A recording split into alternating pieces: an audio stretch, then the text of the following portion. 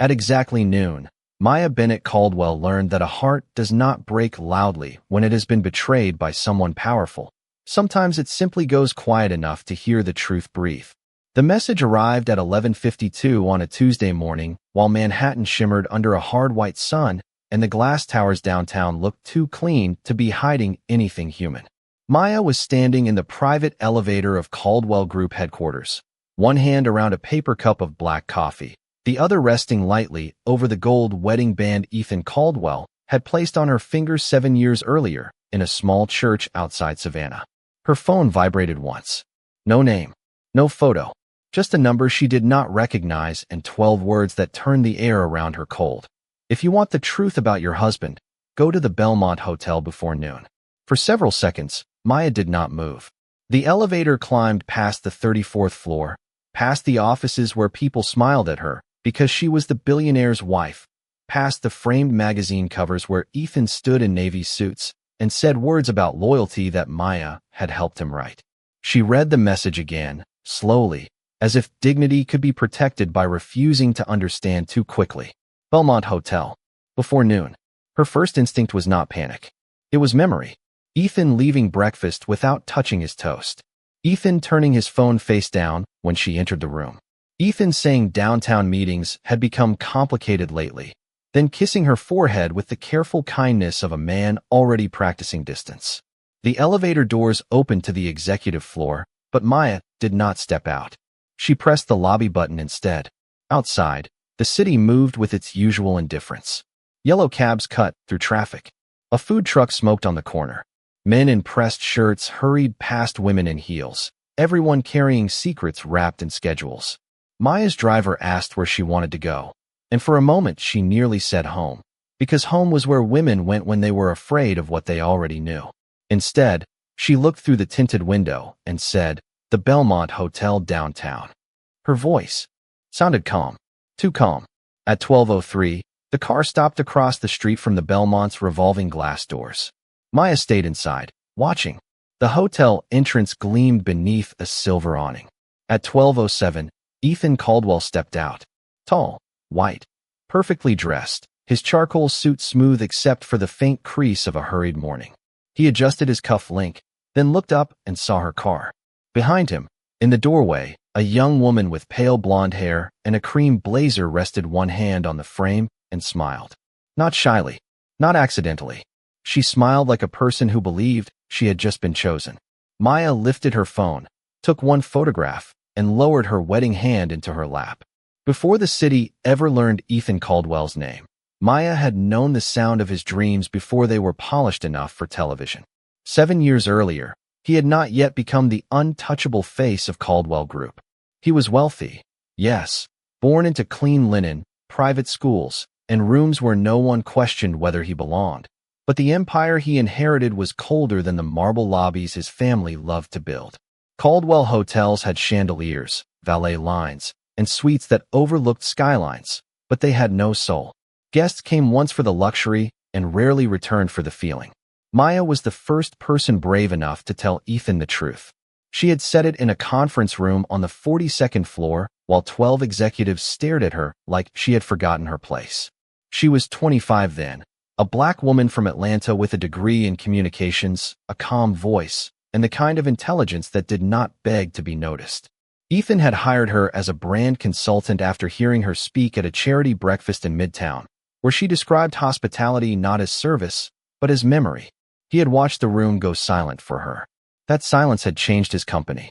Maya taught Caldwell Group to stop selling rooms and start offering refuge. She redesigned their foundation, trained their public relations team, rewrote Ethan's speeches, and created the campaign that turned his hotels into places associated with dignity, safety, and second chances. When reporters asked Ethan how he had transformed a fading luxury chain into a national symbol of compassionate business, he smiled into the cameras and said he had simply listened to his heart. Maya stood 3 feet away in a cream dress, holding the notes she had written for him. She smiled, because wives were expected to smile when powerful men borrowed their brilliance and called it instinct. At first, she did not mind. Love made generosity feel natural. When Ethan forgot to credit her at investor dinners, She told herself he was under pressure.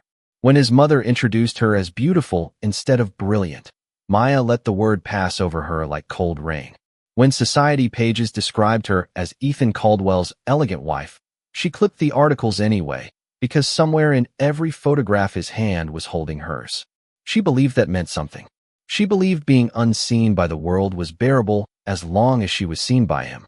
But sitting across from the Belmont Hotel with the photograph still glowing on her phone, Maya understood something with painful clarity. A woman could help build a man's kingdom and still be left standing outside its gates. There had been a time when Ethan looked at Maya as if the entire city could fall away and he would not notice the sound. Their wedding had not been a society production, though Victoria Caldwell had begged for St. Patrick's Cathedral, 300 guests, and a reception covered by every lifestyle magazine in New York. Maya chose the church outside Savannah where her grandmother had sung in the choir for 40 years, a white wooden chapel with stained glass windows, magnolia trees along the gravel drive, and a bell that sounded softer than memory. Ethan had stood at the altar in a black tuxedo, his pale blue eyes brighter than the morning light, and when Maya walked toward him in her ivory gown, he forgot the vows folded in his pocket. Everyone laughed gently when his voice broke. Maya remembered that more than the flowers, more than the music, more than the photographs later framed in silver across their Manhattan penthouse.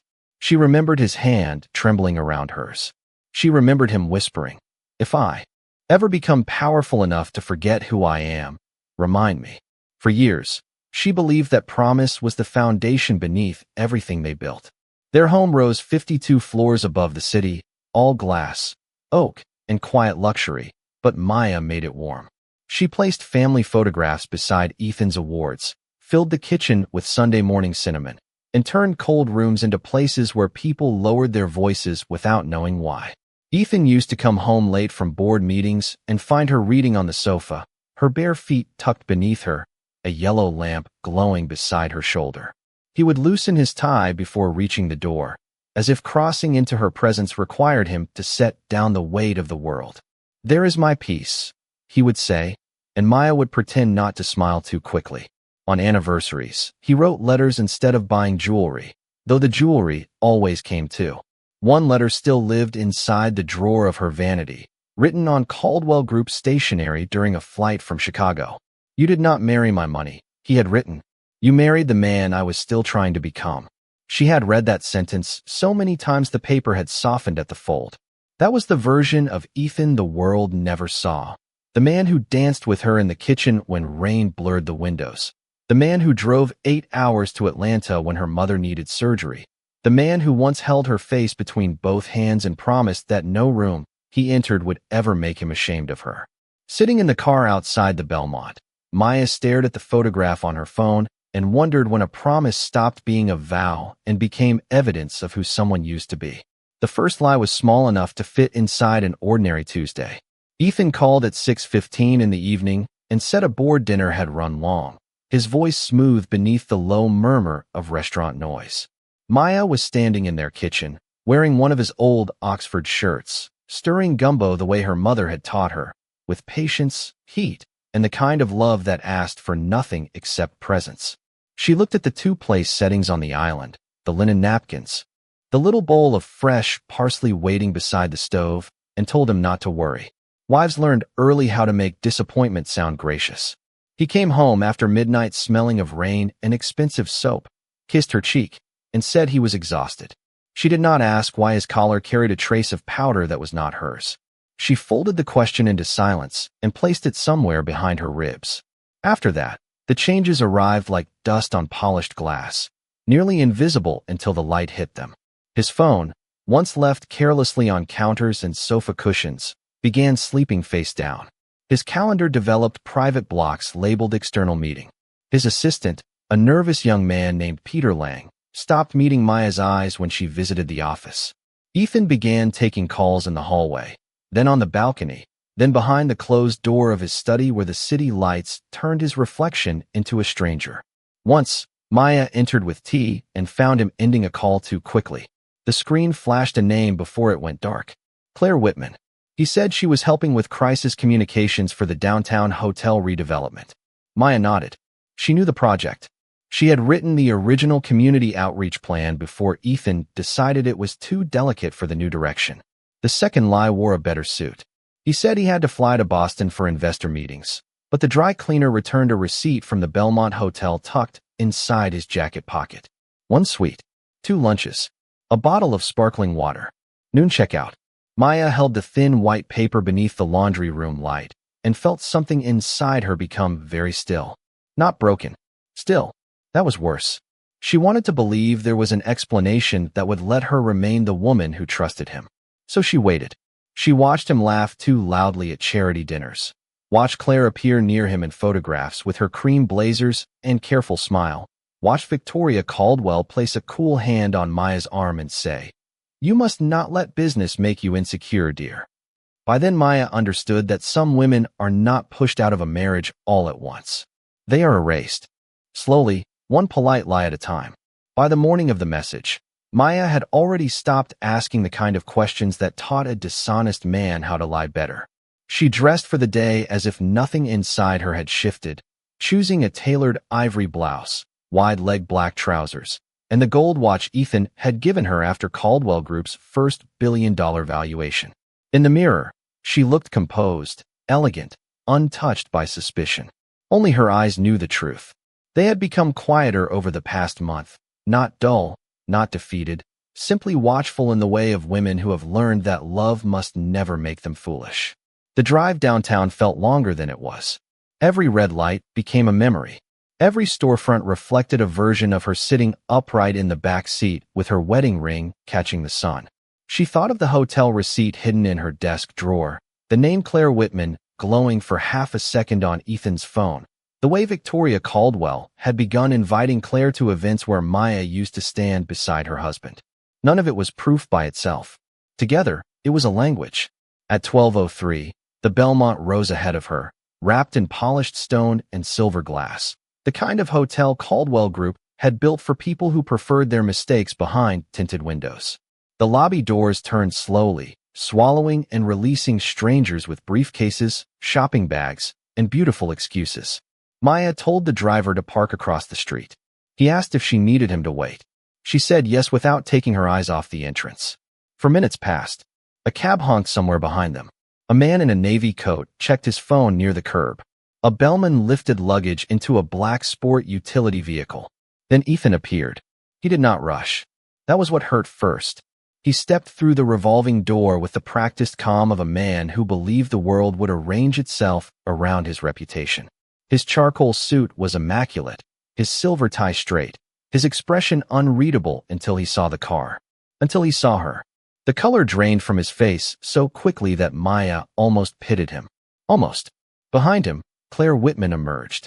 Into the doorway like the final word of a sentence Maya had been refusing to read. Blonde hair smooth against her shoulders. Cream blazer. Red lipstick. One hand resting lightly on the frame, as if the hotel itself belonged to her now. She looked across the street, saw Maya through the windshield, and smiled. Not with surprise. Not with shame. With victory. Maya did not open the door. She did not lower the window. She lifted her phone, captured the image, and let the sound of the camera become the cleanest goodbye Ethan had not yet heard. Maya returned to the penthouse before Ethan did. That alone told her he was afraid. For 7 years, he had always arrived first after a difficult day, filling the apartment with the sound of keys on marble, the low rhythm of business calls, the familiar rustle of his suit jacket being placed over the back of a chair. That evening, the rooms waited in a silence so polished it almost looked expensive. The skyline glowed beyond the windows, all amber and violet, as if Manhattan had decided to dress beautifully for the ending of a marriage. Maya moved through the home slowly, not touching the photographs, not opening the closets, not disturbing the life they had arranged together like a museum of promises. In the kitchen, she prepared dinner because rituals mattered, especially final ones. Rosemary chicken, roasted carrots, a small salad with lemon dressing. Nothing dramatic, nothing wasted. She set 2 plates at the dining table and placed a folded linen napkin beside each one. Then she changed into a navy dress with long sleeves and a high neckline, simple enough for grief, elegant enough for war. When Ethan entered at 7:48, His face carried the exhaustion of a man who had spent the afternoon inventing explanations and rejecting them all. He paused near the foyer when he saw the table. For one breath, he looked relieved, as if dinner meant forgiveness, as if beauty meant the wound had decided to close itself. Maya was standing by the window with her hands loosely clasped in front of her. Her wedding ring was still on. That frightened him more than if it had been gone. "Maya," he said, and her name sounded unfamiliar. In his mouth, she walked to the table, picked up her phone, and placed it beside his wine glass. The photograph filled the screen. Ethan at the Belmont entrance. Claire in the doorway. The smile no husband could explain away. He stared at it, and every practiced word left his face. "It was a meeting," he said at last. Maya looked at him with the calm of someone who had already survived the sentence he was trying to soften. "Then explain it like I am someone you still respect." The room seemed to shrink around them. Ethan pulled out a chair, but did not sit. "Claire has been helping with the redevelopment campaign." Things became complicated. Maya nodded once, not in agreement, but in acknowledgement that cowardice often wore professional language. "Did complicated begin before or after you started lying about Boston?" His jaw tightened. She saw the answer before he spoke, so she stopped needing one. Slowly, she removed her wedding ring and set it beside the photograph. Gold against glass. Promise beside proof. "I did not come home to argue," she said. "I came home to see whether the man I married was still capable of telling the truth." Ethan did not confess because he was sorry. He confessed because silence had cornered him. The words came slowly at first, then with the tired carelessness of a man who believed damage could be measured, managed, and filed away. He said Claire had understood the pressure he carried. He said the company had been unstable. He said Maya had become distant, too focused on charity boards, too careful with the image of goodness they had created together. Maya listened without interrupting, and with every sentence, Ethan became smaller. Not less wealthy, not less powerful, just smaller in the place where character should have stood. When he finally said, "I never meant to hurt you," Maya looked at the ring on the table and answered, "That is what people say when they meant to please themselves and hoped no one would notice." By 9:15, she had packed one suitcase. Not the diamond bracelets Victoria had insisted she wear to galas. Not the designer coats Ethan bought after forgetting anniversaries. She took her grandmother's Bible. 3 framed photographs from before the Caldwell name entered her life, her laptop, and a blue folder from the bottom drawer of her desk. Ethan watched from the bedroom doorway, pale and restless, as if waiting for the scene to become emotional enough for him to control. "You do understand the agreement," he said softly. The prenup was clear. Maya zipped the suitcase without looking at him. "I read everything before I signed it." He exhaled with something too close to relief. That almost made her smile. The next morning, she sat across from Naomi Brooks in a quiet law office in Brooklyn, where the coffee was strong, the windows were plain, and no one treated pain like a scandal. Naomi had been Maya's best friend since college, a sharp-eyed divorce attorney with silver hoops, calm hands, and a gift for finding truth in fine print. She read the prenup once without speaking. Then she read it again. Maya watched the city buses pass below and prepared herself for the clean poverty of beginning again. At last, Naomi placed one red fingernail on page 26. Ethan forgot this clause. Maya turned. "What clause?" Naomi slid the document across the desk. "The intellectual property conversion clause. The brand transformation campaign, the Caldwell Foundation restructure, the hospitality equity initiative. They were entered as measurable assets during the merger refinancing 4 years ago." Maya stared at the paragraph, the legal language blurring, then sharpening. Naomi's voice softened, but her eyes shone. "Maya, you do not just have a right to support. You have a documented 18% equity interest tied to the value your work created." For the first time since noon the day before, Maya felt something other than grief move through her chest. Not revenge. Recognition. Ethan had thought she was leaving with memories. He had forgotten she had built part of the empire. By the end of the week, Maya learned that powerful families did not always attack with raised voices. Sometimes they attacked with silk gloves, charitable smiles, and carefully leaked sentences. The first article appeared on a Thursday morning beneath a photograph of her leaving Naomi Brooks's office in a camel coat and dark sunglasses. Sources close to the Caldwell family described her as emotionally overwhelmed. The second article suggested that the marriage had been strained for years because Maya could not adjust to the demands of public life. By Friday, a gossip program showed an old clip of her standing quietly beside Ethan at a gala while the host wondered whether she had always seemed uncomfortable in his world. Maya watched from Naomi's apartment in Brooklyn, seated at the small kitchen table with a mug of tea cooling between her hands. The words did not surprise her. Their precision did. This was not gossip wandering freely. This was a map.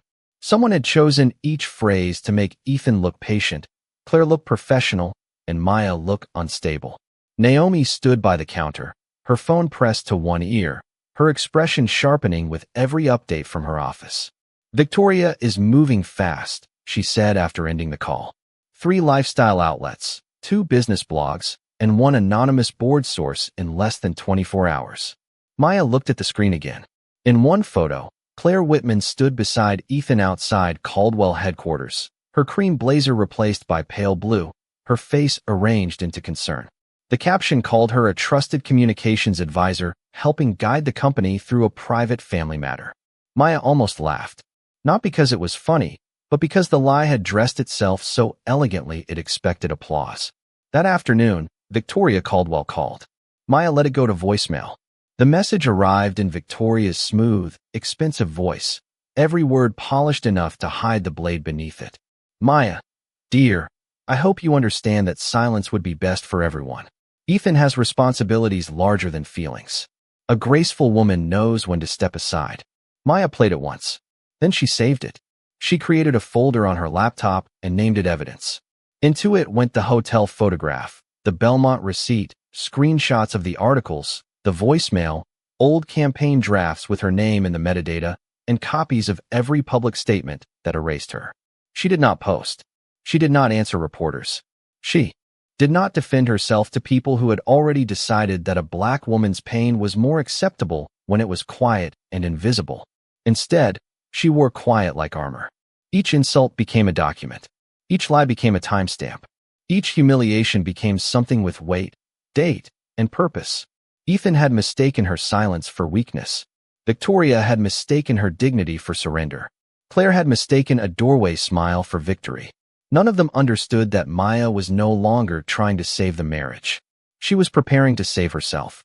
6 days after the first headline, Maya disappeared from New York so quietly that even the photographers waiting outside Naomi's building missed the moment she left. There was no dramatic exit, no black car speeding through traffic, no statement delivered beneath flashing cameras. Just a gray morning, 1 suitcase, her laptop bag, and a ticket to Atlanta printed in her married name for the last time. At Hartsfield-Jackson, the air felt warmer, softer, carrying the familiar scent of rain on concrete and coffee from crowded terminals. Her mother, Evelyn Bennett, waited near baggage claim in a denim jacket with silver hair pinned neatly at the back of her head, and when Maya stepped into her arms, she did not ask for explanations. She simply held her daughter long enough for the city of glass and judgment to loosen its grip. For the next 6 months, Maya lived in the small brick house where she had learned to dream before anyone taught her that dreams needed permission. She slept in her childhood bedroom beneath faded college banners and a quilt her grandmother had sewn by hand. She woke before sunrise, made coffee in an old percolator, and sat at the kitchen table with her laptop open while Atlanta slowly brightened beyond the window. At first, the work was small. A bakery owned by 2 sisters in Decatur needed help recovering after a false review went viral. A community clinic near East Point needed a donor campaign that sounded human instead of desperate.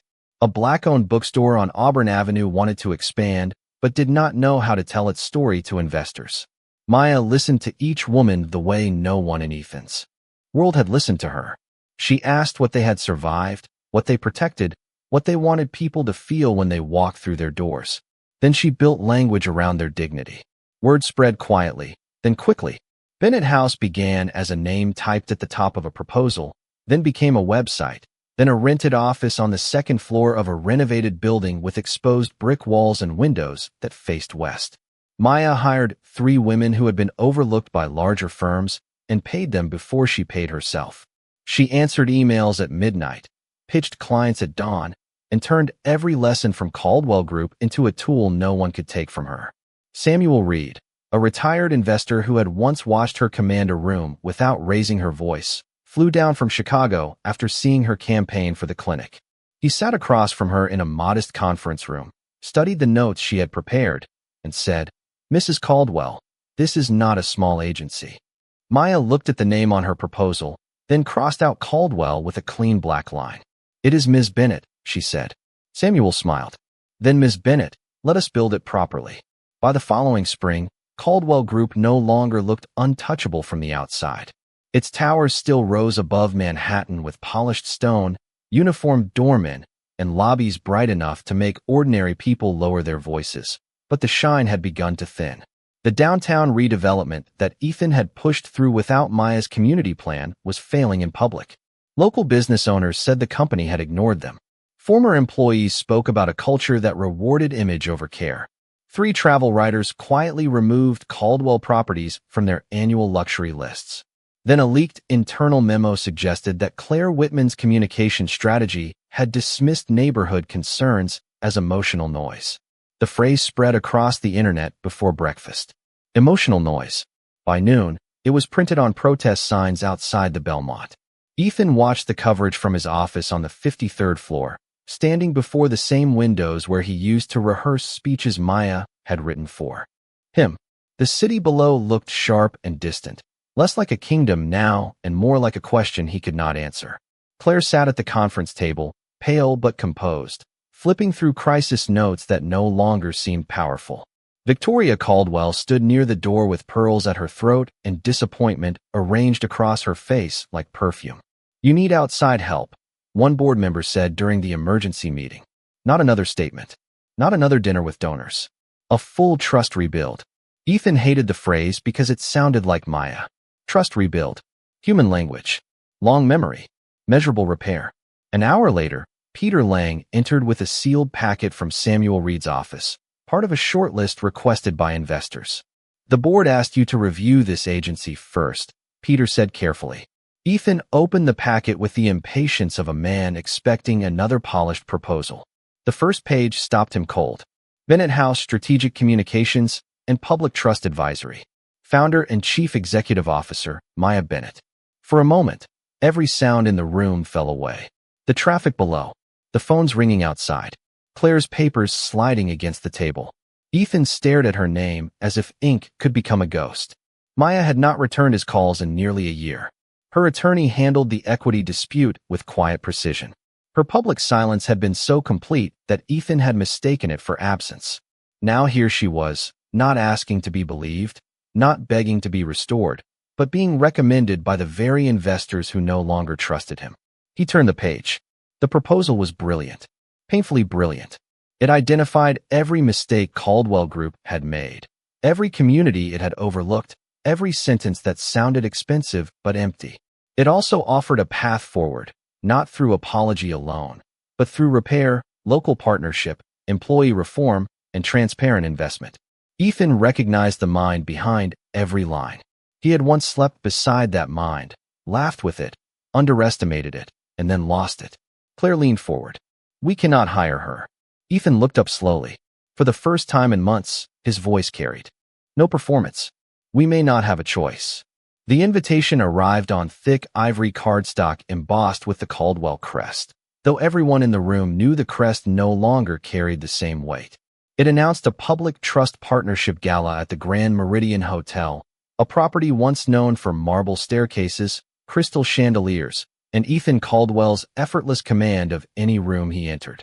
This time, he arrived early and stood behind the stage while staff adjusted microphones, donor tables, and screens bearing the new campaign language Bennett House had approved. Not Caldwell language. Not Victoria's language. Maya's language. Repair begins when power learns to listen. The sentence glowed above the ballroom in clean gold letters, and Ethan could not look away from it. Claire moved beside him in a pale silver dress, her smile practiced, her eyes restless as photographers gathered near the entrance. Victoria stood near the front row, speaking softly to board members who no longer leaned in the way they once had. Money was still present. Influence was still present. But certainty had left them. At 7:30, the ballroom doors opened with a hush that moved through the crowd before anyone announced her name. Maya Bennett entered in a deep crimson gown that touched the floor like quiet fire. Her hair swept back, her shoulders straight, her expression calm enough to make every camera turn. She did not arrive as Ethan's former wife. She arrived as the founder and chief executive officer of the agency that had saved 3 clinics, 2 community banks, a women's shelter network, and now, if Caldwell Group followed every term, could perhaps save his company from the damage his pride had created. Samuel Reed walked at her left. Naomi Brooks walked at her right. Maya did not search for Ethan, and somehow that hurt more than anger would have. When the program began, Ethan stepped to the podium as instructed.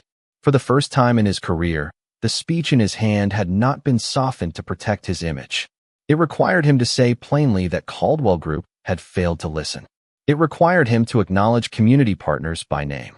It required him to introduce Maya not as family, not as someone he once loved, but as the strategic leader whose firm had designed the path forward. His fingers tightened briefly around the paper. Then he looked into the lights and said it. Please welcome Ms. Maya Bennett, founder of Bennett House, whose leadership has reminded this company that trust is not purchased through luxury. It is earned through accountability. Applause rose slowly, then fully, filling the ballroom until the chandeliers seemed to tremble with it. Maya walked to the stage without rushing. Claire lowered her eyes. Victoria's pearls rested motionless against her throat. Ethan stepped aside as Maya reached the microphone, and in that careful passing of space, the room understood what he did too late. Power had changed hands, and Maya had not taken it from him. She had built her own. After Maya finished speaking, the ballroom did not return to its old rhythm. Something had shifted too visibly to pretend otherwise. Donors who once looked through her now waited for the chance to shake her hand. Reporters who had repeated Victoria Caldwell's careful rumors now asked about Bennett House with lowered voices and respectful eyes. Community leaders from downtown stood near the stage with signed partnership agreements in hand, no longer decorations for a billionaire's redemption story, but authors of the terms. Ethan watched it all from the edge of the room, his tuxedo flawless, his face stripped of the confidence that had once made people mistake control for strength. Claire left before dessert, slipping through a side exit while cameras followed Maya instead. Victoria remained long enough to preserve appearances, then walked past Ethan without touching his arm. Near 10 o'clock, Maya stepped out onto the balcony overlooking Fifth Avenue.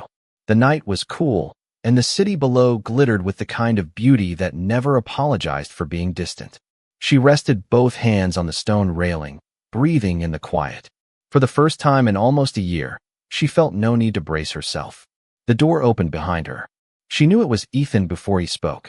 Some presences leave a shape in the air, even after love is gone. Maya, he said. She did not turn immediately. This is not a private moment for you to rewrite. He stopped several feet away. The old Ethan would have stepped closer, trusted history to soften her boundaries. This Ethan stayed where he was. I know, he said. His voice was lower than she remembered, less polished. I came to say that I am sorry without asking you to make that easier for me. Maya looked at him then.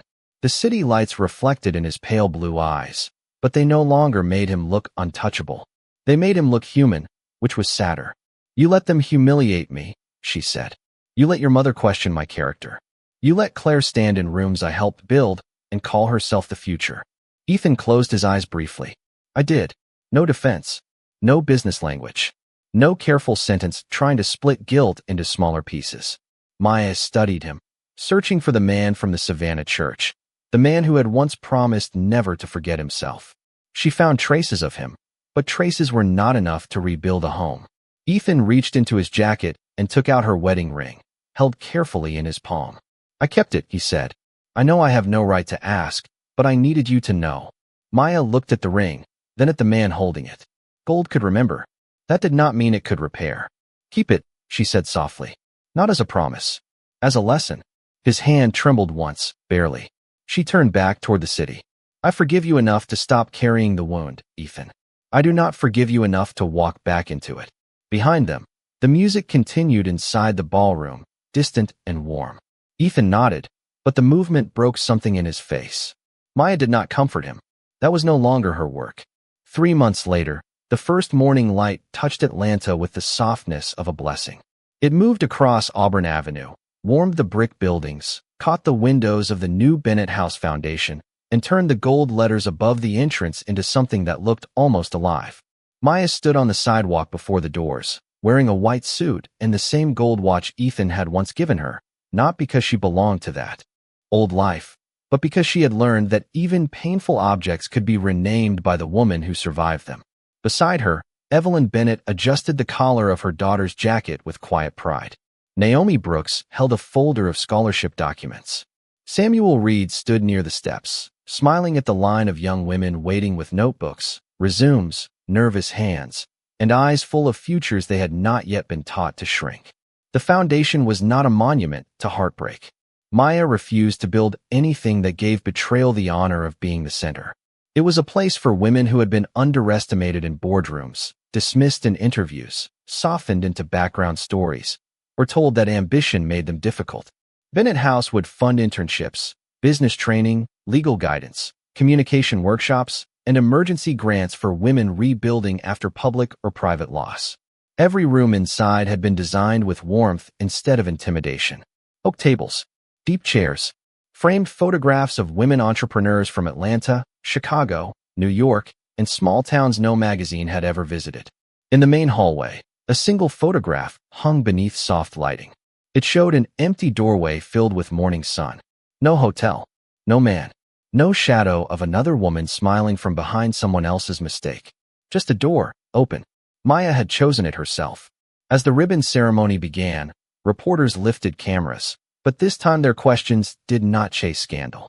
They asked about access, ownership, second chances, and the cost of being invisible in rooms where your work is welcomed but your name is forgotten. Maya answered each question with the calm precision of a woman who no longer needed the world to approve her healing before she trusted it.